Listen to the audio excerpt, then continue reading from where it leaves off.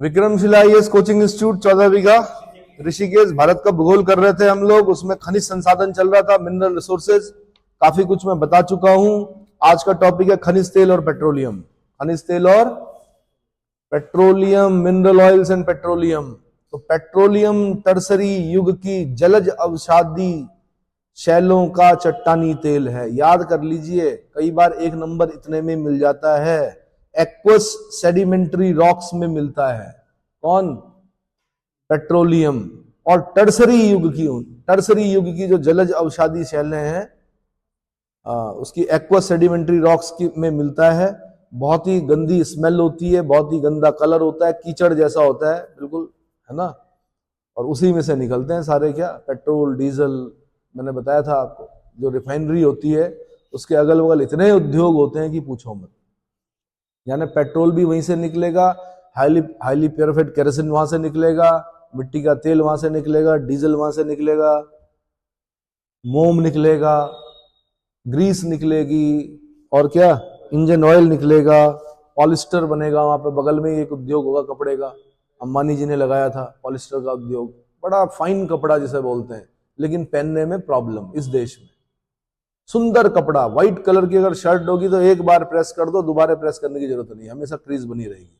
लेकिन अगर उमस हो गई तो इचिंग हो जाएगी, क्योंकि क्या है, सिंथेटिक है। क्या है? ऐसे ही मैंने कहा, जितने भी पेट्रोलियम जेली जो होती है, वैसलीन हो गई, बहुत सारी चीजें निकलेगी मतलब उसमें से।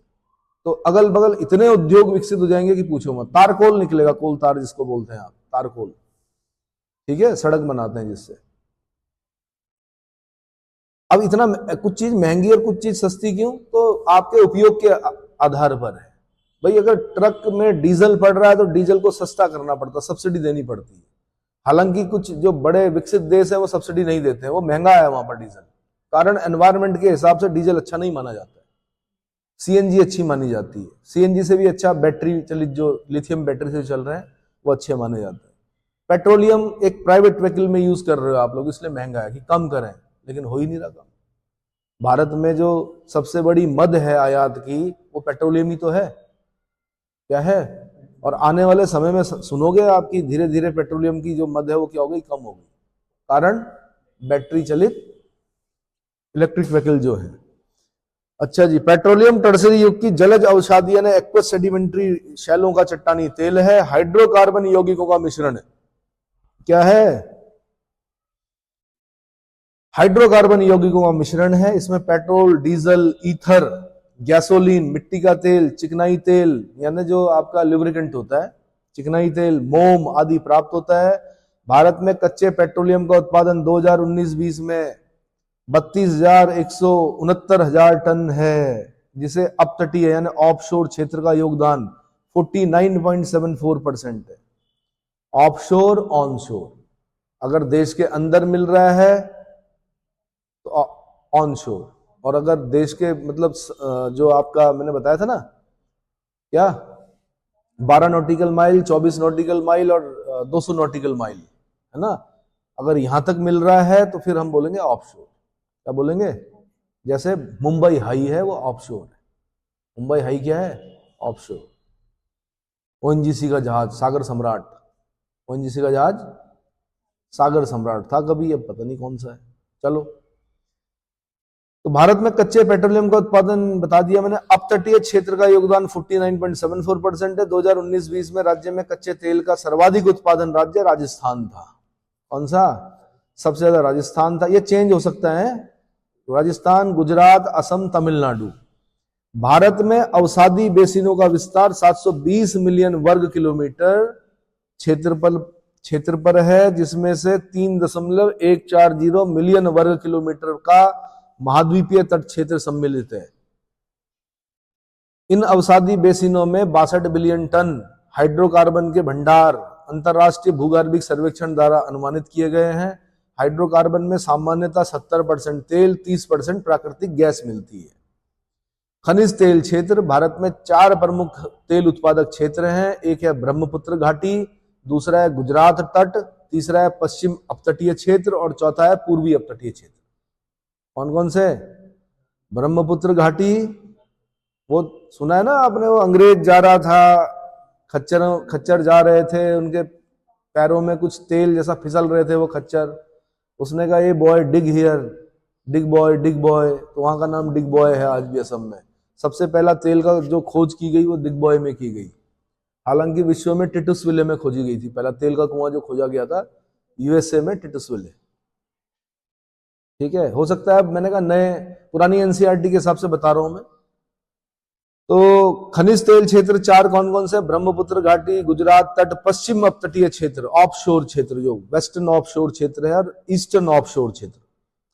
सबसे पहले ब्रह्मपुत्र घाटी, यह देश की सबसे पुरानी तेल की पेटी है, जो दिहांग घाटी से सुरमा घाटी तक 1300 किलोमीटर क्षेत्र में विस्तृत है। भारत में सर्वप्रथम खनिज तेल का कुआं ऊपरी असोम के माकुम क्षेत्र में 1867 में खोदा गया। माकुम क्षेत्र बोल रहा है। उसके बाद डिगबोई में 1889 में तेल के कुएं की खुदाई की गई। अब देखो ना, पुरानी एनसीईआरटी जो बोलती थी डिगबोई बोलती थी, अब जो नए वाले, इनके बीच में लड़ाई हुई कि नहीं भाई पहले हमारे यहाँ खोजा गया माकुम में। जैसे रेलगाड़ी चलाने का लड़ाई नहीं होती है कि हम बोलते हैं मुंबई से थाने, उत्तराखंड वाले बोलते हैं नहीं भाई गंगा नहर जब बन रही थी तो यहाँ चली थी रेल। तो कहाँ? रुड़की में मिट्टी को ढोने के लिए पहली रेलगाड़ी यहाँ चली, उत्तराखंड वाले बोलते हैं। और पूरा वो उधर वाले बोलते हैं कि मुंबई से थाने चली थी पहले रेल। ठीक है, तो भारत में सर्वप्रथम खनिज तेल का कुआं जो है ऊपरी असोम के माकुम क्षेत्र में 1867 में खोदा गया। उसके बाद डिगबोई में 1889 में तेल के कुएं की खुदाई की गई। तेल शोधक कारखाने के रूप में इसकी स्थापना 1901 में की गई। यह भारत की सबसे पुरानी तेल शोधन इकाई है। कौन सी? डिगबोई वाली। डिगबोई जो है वो डिब्रूगढ़ में पड़ती है। डिगबोई कहां पड़ता है? डिब्रूगढ़। उसके बाद नाहरकटिया, उसके बाद हगरीजन मुरान तेल क्षेत्र, हगरीजन मुरान तेल क्षेत्र बड़ा इंपॉर्टेंट है। उसके बाद रुद्र सागर लकवा तेल क्षेत्र, उसके बाद सुरमा घाटी तेल क्षेत्र। कौन सा? अगला आता है गुजरात तट। यह क्षेत्र देश का लगभग 18% तेल उत्पादन करता है। यह तेल उत्पादन की दो पेटियां हैं। एक तो खंबात की खाड़ी के पूर्वी तट के सारे, जहां अंकलेश्वर तथा खंबात प्रमुख तेल क्षेत्र है। अंकलेश्वर कहां पड़ता है? गुजरात में पड़ता है। कहां पड़ता है? फिर हो गया खेड़ा से मेहसाना तक, जहां कलोल, सानंद, नवगांव, कोसांबा, धोलका, उलपाद, मेहसाना और बचारजी ये प्रमुख तेल क्षेत्र हैं। भरूच, मेहसाना, अहमदाबाद, खेड़ा, बड़ौदरा और सूरत प्रमुख तेल उत्पादक जिले हैं। अंकलेश्वर तेल क्षेत्र भरूच जिले में 30 वर्ग किलोमीटर क्षेत्रफल पर विस्तृत है। अशुद्ध तेल कोयली तथा ट्रॉम्बे में परिष्कृत किया जाता है। कोयली में भी क्या है आपका? रिफाइनरी है, ऑयल रिफाइनरी। और ट्रॉम्बे में भी क्या है? रिफाइनरी। तो अंकलेश्वर का तेल कहां पर होता है? कोयली और ट्रॉम्बे, महाराष्ट्र। ट्रॉम्बे कहां? महाराष्ट्र। खंबात में कौन सा है? लुनेज क्षेत्र। ये आईएएस का क्वेश्चन रहा है मेरे ख्याल से कभी। लुनेज क्षेत्र कहां पड़ा? खंबात में, जिसे गांधार क्षेत्र भी कहते हैं। बड़ौदरा के 60 किलोमीटर पश्चिम में स्थित है। यह भी बड़ा तेल क्षेत्र है। ऐसे ही अहमदाबाद कलौल क्षेत्र खंबात बेसिनों के उत्तर में अहमदाबाद के चारों ओर स्थित है। तो ये हो गया आपका क्या? गुजरात तट से संबंधित तेल क्षेत्र याद करने पड़ेंगे। लुनेज से बना है क्वेश्चन। गांधार क्षेत्र भी क्वेश्चन बना है। किसे गांधार क्षेत्र कहा जाता है? तो लुनेज को कहा जाता है, जो खंबात में पड़ता है। और अहमदाबाद कलोल क्षेत्र ये खंबात बेसिन के उत्तर में है। ठीक है, अहमदाबाद के चारों ओर। अगला तीसरे नंबर पे पढ़ते हैं पश्चिमी अपतटीय क्षेत्र। कौन सा? इस क्षेत्र से देश का 39.56% कच्चा तेल उत्पादित किया जाता है। इसके अंतर्गत 3 क्षेत्र सम्मिलित किए जाते हैं। एक हो गया बॉम्बे हाई, यह देश का विशालतम पेट्रोलियम उत्पादक क्षेत्र है। यह मुंबई का तट से लगभग 160 किलोमीटर की दूरी पर 2500 वर्ग किलोमीटर क्षेत्रफल पर विस्तृत है। यह भारत के तेल और प्राकृतिक गैस निगम द्वारा नियंत्रित है। जियोलॉजी लो सब्जेक्ट। आप बोलते हो कि जियोलॉजी से क्या होता है? सब्जेक्ट लो, ओएनजीसी में पद निकलते हैं। ओएनजीसी में अगर जॉब लग गई तो समझ लीजिए कि जीवन सफल हो गया। क्या हो गया? और ड्यूटी अगर मुंबई हाई में लग गई तो फिर तो क्या कठिन है जॉब। हेलीकॉप्टर से जाना पड़ता है कहाँ? मुंबई हाई तक। ठीक है, यह भारत के तेल और प्राकृतिक गैस निगम द्वारा नियंत्रित है। ओएनजीसी द्वारा नियंत्रित है कौन? बॉम्बे हाई। तो यह मुंबई तट से लगभग 160 किलोमीटर की दूरी पर 2500 वर्ग किलोमीटर क्षेत्रफल पर विस्तृत है। अब 160 किलोमीटर आगे समुद्र की तरफ जाना तो कैसे जाओगे? बोट से? इतना टाइम नहीं है भाई, दिन और रात काम चलता है वहां पर। किससे जाना है? हेलीकॉप्टर से जाना है। पता नहीं बोट से भी जाते ही होंगे। चलो, इस तेल क्षेत्र को रूस एवं भारत की संयुक्त टीम ने वर्ष 1964 से 67 के मध्य खोजा था और इसका नामकरण वर्ष 1965 में किया गया। सबसे पहले तेल कुआं वर्ष 1974 में खोजा गया था। यहां पर सबसे पहला तेल कुआं 1974 में खोजा गया। तब से लगातार तेल निकाल रहे, जला रहे हम उसको। राज्य में सर्वाधिक कच्चे तेल का उत्पादन राजस्थान में होता है। सबसे ज्यादा कहां पर? राजस्थान में। अगर मैं बोलूं ना कच्चे तेल के शीर्ष 5 उत्पादक क्षेत्र, तो सबसे पहले अपतटीय क्षेत्र है, उसके बाद राजस्थान है, उसके बाद गुजरात है, उसके बाद असम है, उसके बाद तमिलनाडु है। ठीक है। तो बेसिन तेल क्षेत्र बॉम्बे हाई के दक्षिण पश्चिम में स्थित है। इस क्षेत्र के तेल भंडार बॉम्बे हाई से अधिक बड़े हैं। बेसिन तेल क्षेत्र।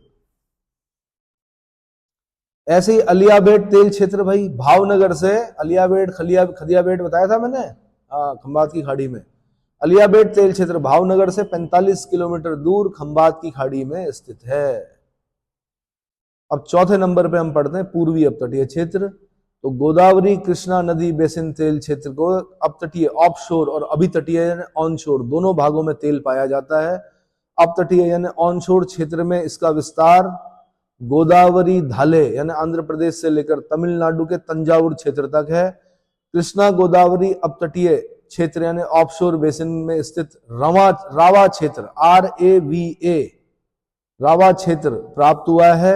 अन्य तेल क्षेत्रों में अमलापुरु आंध्र प्रदेश में, नरीमन तथा कोइरकल्लापल्ली ये कावेरी बेसिन में स्थित है। अशुद्ध तेल चेन्नई के निकट पनाईगुडी में परिष्कृत किया जाता है। पनाईगुडी रिफाइनरी, पनाईगुडी आगे चल के पढ़ेंगे आप।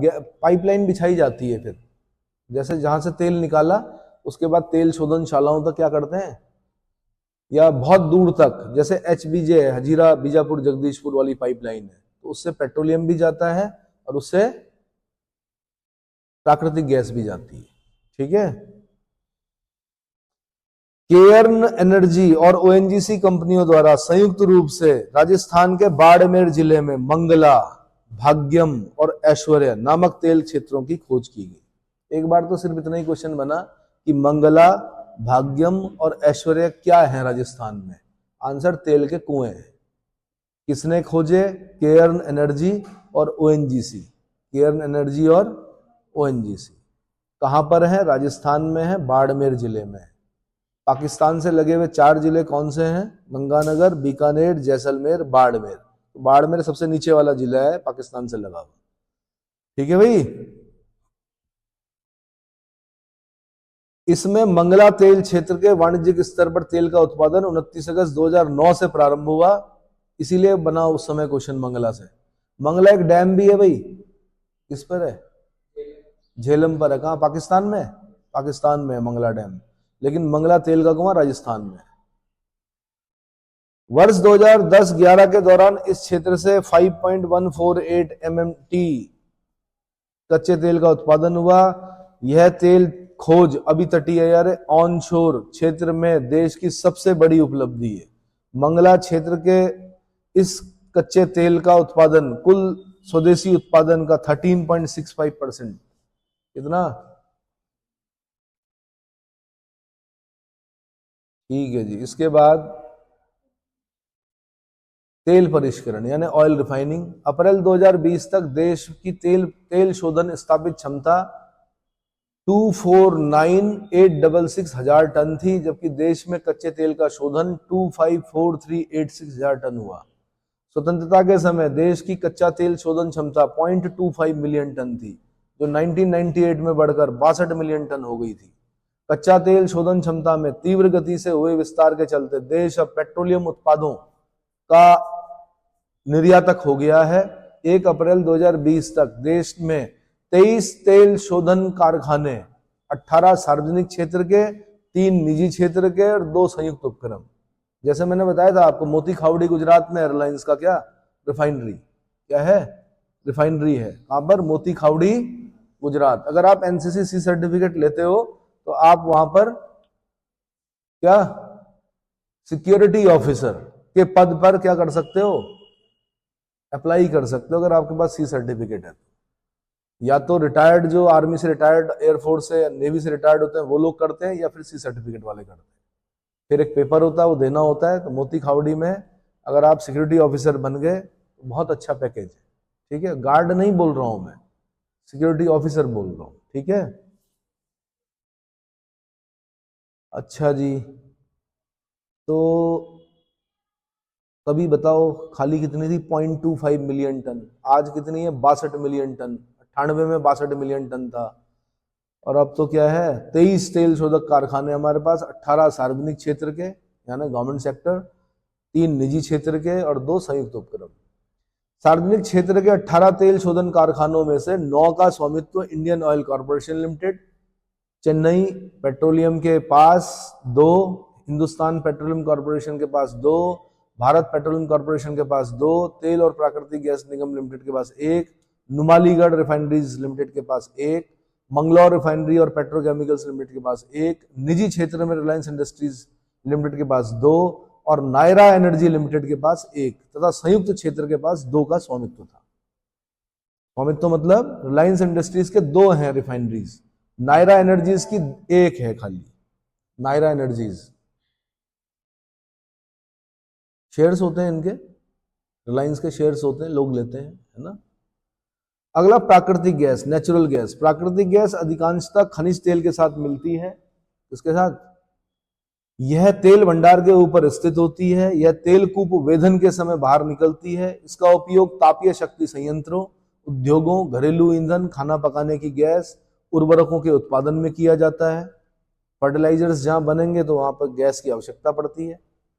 वर्ष 2018-19 में देश में कुल 32,873 मिलियन क्यूबिक मीटर गैस का उत्पादन हुआ। 2019-20 में घटकर 31,184 मिलियन क्यूबिक मीटर हो गया। वर्ष 2019-20 में प्राकृतिक गैस का सर्वाधिक उत्पादक राज्य असम था, उसके बाद राजस्थान था, फिर त्रिपुरा, फिर गुजरात, फिर तमिलनाडु। वर्ष 2019-20 में कच्चे तेल के उत्पादन की दृष्टि से सर्वाधिक सार्वजनिक क्षेत्र की सबसे बड़ी तेल शोधनशाला कोच्चि की है। सार्वजनिक क्षेत्र में सबसे बड़ी कोच्चि की और प्राइवेट क्षेत्र में सबसे बड़ी रिलायंस की, मोती खावड़ी गुजरात। तो प्राकृतिक गैस उत्पादन में अगर पुराना डेटा मैं बता रहा हूं 19-20 का, तो असम, राजस्थान, त्रिपुरा, गुजरात, तमिलनाडु, ठीक है। वैसे सबसे ज्यादा अपतटीय से ठीक है, असम, राजस्थान, त्रिपुरा, गुजरात, तमिलनाडु। पाइपलाइन है भाई, क्या पाइपलाइन है। देश में उत्पादित एवं आयातित गैस एवं अशुद्ध तेल को देश के भीतरी भागों एवं शोधनशालाओं तक पहुंचाने के लिए पाइपलाइनों का जाल फैलाया जा रहा है। इन पदार्थों के परिवहन के लिए पाइपलाइनें सर्वोत्तम और सबसे सस्ते साधन है, लेकिन लगाते हुए बड़े महंगे हैं। जब लगाया जाएगा उस समय बहुत खर्चा होता है, उसके बाद बहुत सस्ते हैं। क्योंकि कब तक ढोते रहोगे भाई ट्रेन में, कब तक ढोगे आप किसमें, ट्रकों में, है ना। तो इसलिए पाइपलाइन बिछा दो। 31 मार्च 2022 की स्थिति के अनुसार देश में परिचालित प्राकृतिक गैस पाइपलाइन यानी ऑपरेटिंग नेचुरल गैस पाइपलाइन का कुल नेटवर्क जो था वो 21,715 किलोमीटर था, जबकि निर्माणाधीन गैस पाइपलाइन का नेटवर्क 14,240 किलोमीटर था। इस प्रकार देश में कुल परिचालित और निर्माणाधीन प्राकृतिक गैस पाइपलाइन का नेटवर्क 35,955 किलोमीटर था। हजीरा, विजयपुर, जगदीशपुर गैस रिहैबिलिटेशन और expansion project, Dahej, Vijaypur, HVJ/VDPL 4,222 kilometre देश की सबसे बड़ी प्राकृतिक गैस पाइपलाइन। देश की नाहरकटिया, नूनमती, बरौनी पाइपलाइन, दूसरी पाइपलाइन के बारे में बता रहा हूं मैं। नाहरकटिया, नूनमती, बरौनी पाइपलाइन। देखो इसके लिए ना एटलस खोलना पड़ता है थोड़ा सा, क्या अब पता ही नहीं नूनमती कहाँ है, पता ही नहीं नाहरकटिया कहाँ है, पता ही नहीं बरौनी कहाँ है, तो बरौनी बिहार में है, कहाँ है? नाहरकटिया को ढूंढो, नूनमती को ढूंढो, तो असम क्षेत्र से लाना है ना उस तेल को, कैसे लाएंगे? चलो निकल, असम क्षेत्र से लाना है तो कहां तक, बिहार तक लाना, तो नूनमती यह पाइपलाइन 78 नदियों को पार करती है तथा इसमें 9 पंपिंग स्टेशन और अनेक सहायक पाइपलाइन हैं, जैसे नूनमती Siliguri pipeline, Lakwa Rudrasagar Barauni pipeline, Barauni Haldia pipeline, Noonmati Bongaigaon pipeline, Haldia Mauri Gram Rajbandh pipeline, Mumbai high. ये समझ में आ गया आपको? असम का जो तेल क्षेत्र है उसको रिफाइनरी तक लाना, इसके माध्यम से, पाइपलाइन के माध्यम से।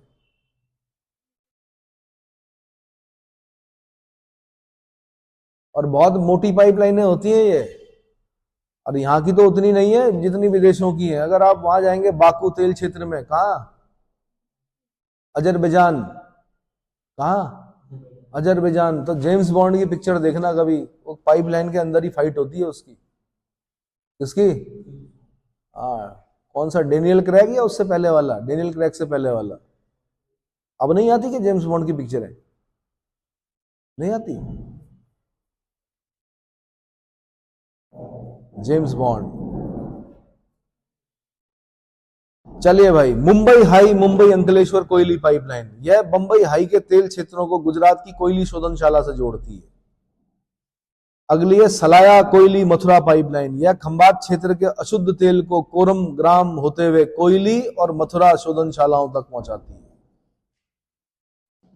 और मथुरा की वजह से भाई वो हो गया था, क्या बोलते हैं, ताजमहल का रंग फीका पड़ने लग गया था, काला होने लग गया था, पीला। रोकना पड़ा फिर मथुरा रिफाइनरी को।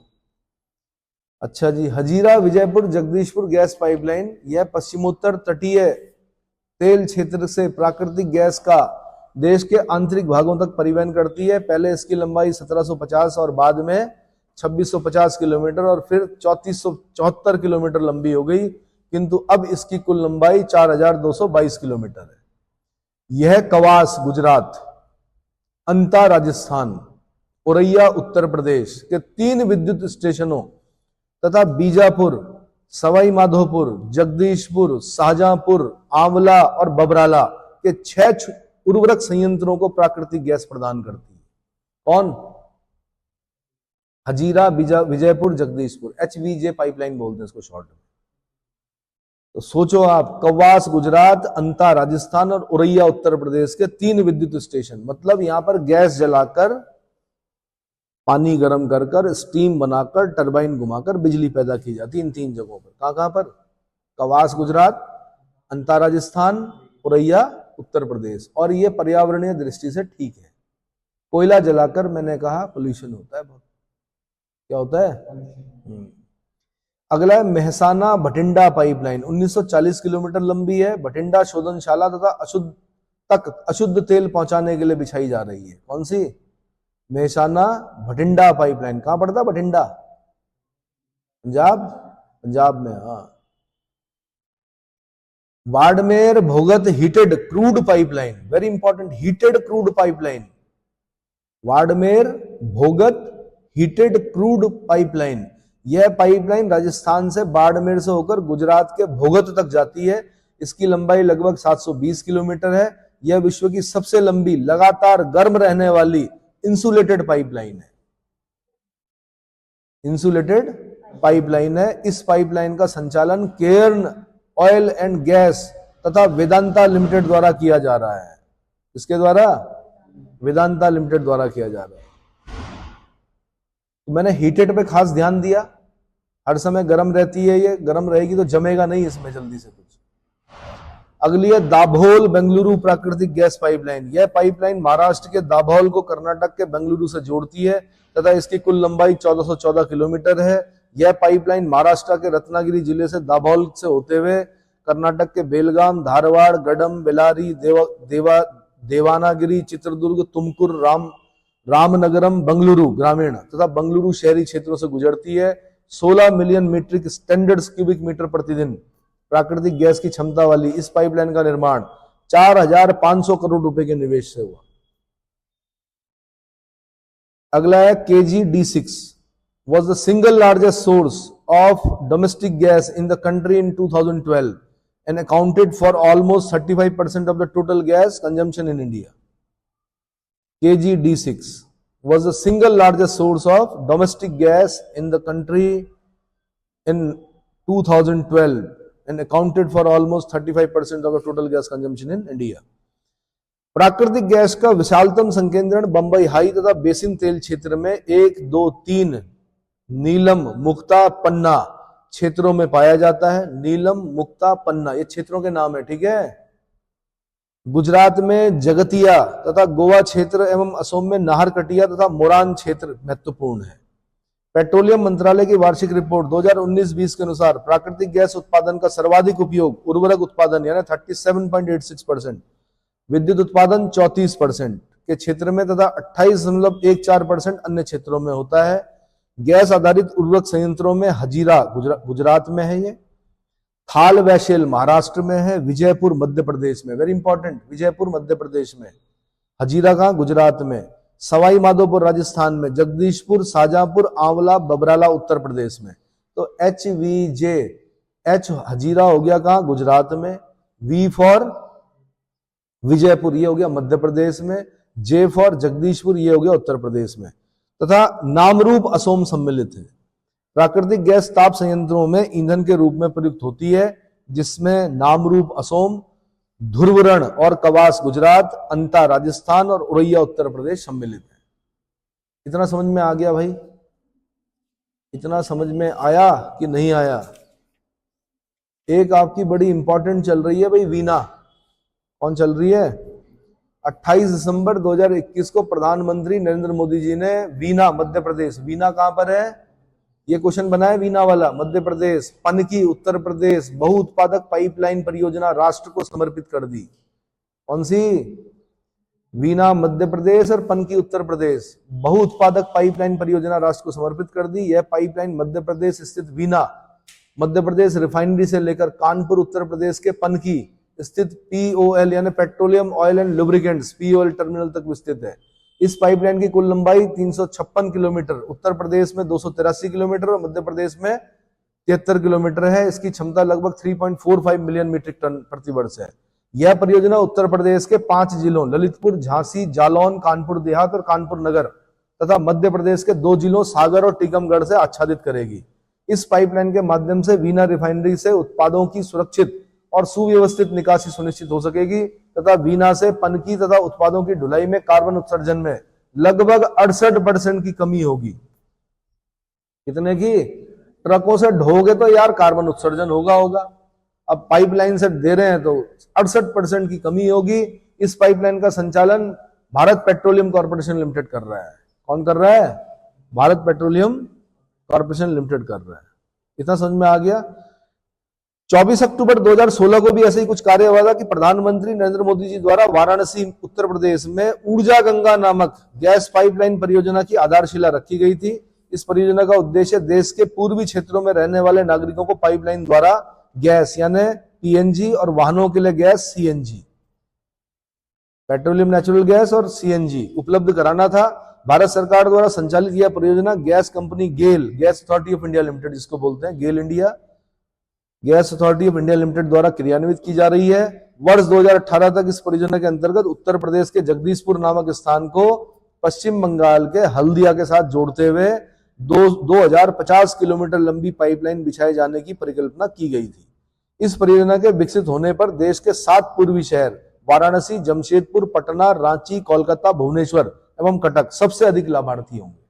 कौन सी? ऊर्जा गंगा। कौन सी भैया? तो ये क्वेश्चन बने, ऊर्जा गंगा क्वेश्चन बना, बीना रिफाइनरी क्वेश्चन बना, पनकी उत्तर प्रदेश क्वेश्चन बना। इस प्रकार के क्वेश्चन बनते हैं। और बड़े शहरों में आपको पता होगा कि वहां सिलेंडर नहीं ले जाते लोग, वहां क्या करते हैं? पाइपलाइन। जब आप घर बनाते हैं तो अब अगर आप नया घर बना रहे हैं आप लोग, तो ये ध्यान रखना क्या कि गैस इंजीनियर को बुलाकर अभी उसकी क्या करा देना, गेट से लेकर और अपने किचन तक और अपने क्या बोलते हैं भाई, यूरोप में तो क्या करते हैं, गैस से ही कमरा भी गर्म रहता है, गैस से ही रहता है सब सारा काम जो तो आपने क्या करना, कम से कम गैस के किचन तक पाइपलाइन देनी है, ताकि जब नई पाइपलाइन आए तो अब तोड़ फोड़ ना करनी पड़े। दूसरी चीज, बड़े शहरों में पाइपलाइन दे दी गई है, ठीक है, लोग सिलेंडर के लिए लाइन पे नहीं लगते, अब तो हम भी नहीं लगते, पहले हम 4 बजे सुबह उठ के लगते थे। हम पूरे देश को इन जंगलों को बचाए हुए हैं। कायदे से पाइपलाइन किसको मिलनी चाहिए थी? पहले पहाड़ों पे मिलनी चाहिए थी। पहाड़ का आदमी आज भी क्या सिलेंडर भोग रहा है, और उसको कीमत बहुत ज्यादा पड़ रही है, कितनी भी सब्सिडी दे दो आप, अगर वो खच्चर पे लेके जा रहा है तो वो सिलेंडर तो 2000 तक का पड़ जाता है। तो पाइपलाइन पहले आपको कहां देनी चाहिए थी? उन जगहों को देनी चाहिए थी जो आपको ऑक्सीजन दे रहे हैं। और किनको दी गई? उन शहरों को जहां ऑरेंज अलर्ट चल रहा है। ऑरेंज अलर्ट, रेड अलर्ट भी आएगा, इसी तरह से करेंगे पोल्यूशन। तो पहले भैया हमें दो, उत्तराखंड के लोगों को दो, अरुणाचल वालों को दो, हिमाचल वालों को दो, जम्मू कश्मीर वालों को दो। मैं मैदानी और पहाड़ी की बात नहीं कर रहा हूं, मैं ये बोल रहा हूं कि हमने इन जंगलों के चक्कर में अपना विकास बाधित किया, मुख्य धारा से अलग हुए हैं। गांव में अब सड़क पहुंच रही है, सड़क तो अब आई जब गांव में कोई ना रहा, नहीं आया समझ में? तो सड़कों के साथ साथ पाइपलाइन भी दे देते। इसका तुम लकड़ी भी मत काटोगी, तुम ये भी मत करो, पेड़ भी लगाओ, और फिर गैस भी नहीं देंगे हम तुम्हें, सिलेंडर भोगोगी तुम। कठिन काम है, लेकिन इच्छा शक्ति चाहिए। राजनीतिक इच्छा शक्ति अगर हो तो क्या मिल सकता है? तो सारी सुविधाएं मिल सकती हैं। ऋषिकेश में भी आने वाली है गैस पाइपलाइन, आपके घरों में कनेक्शन मिलेंगे, मीटर लगेंगे। हाँ जी, हाँ, तो वो तो परंपरा है ना। अरे तो समझो ना, मनस्थिति को समझो आप, मनस्थिति को समझो। हाँ जी, एक ही गोली से सही हो जाओगे तो फिर कैसे होगा फिर भाई? नहीं आया समझ में? एक ही दवाई से सही हो जाओगे तो गड़बड़ हो जाएगा भाई, ठीक नहीं है ऐसा। चलिए, इतना काफी है।